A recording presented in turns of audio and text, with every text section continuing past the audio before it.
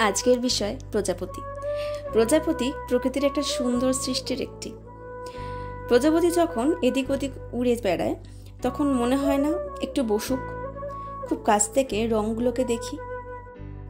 সত্যি নানা রঙের একটা সুন্দর সৃষ্টি। প্রতিটা রং কি সুন্দর সঠিক অনুপাতে মেশানো থাকে না? আমাদের জীবনেও নানা দিক, নানা রং থাকে। প্রতিটা রং সঠিক অনুপাতে মেশালে আমাদের জীবনটাও কিন্তু পাখনার মতো সুন্দর হয়ে উঠবে। বড় রহস্যময় এই পাখনার রঙগুলি। যত জানার চেষ্টা করবে ঠিক তখনই টুক করে উড়ে যাবে। ছোটবেলায় ঘরে প্রজাপতি ঘুরলে মা বলতো শুভ সংবাদ আসতে চলেছে। আসলে এটা হয়তো একটা মিথ।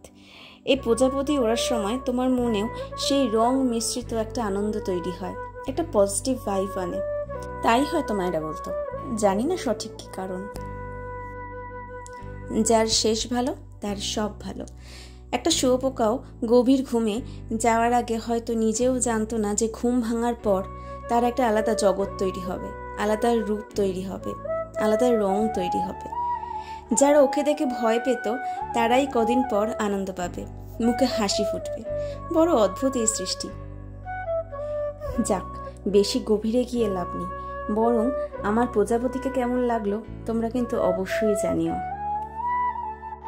আর আমার প্রজাপতিকে অনেক ভালোবাসা দিও, সাথে আমিও তোমাদের দিলাম অনেকটা ভালোবাসা।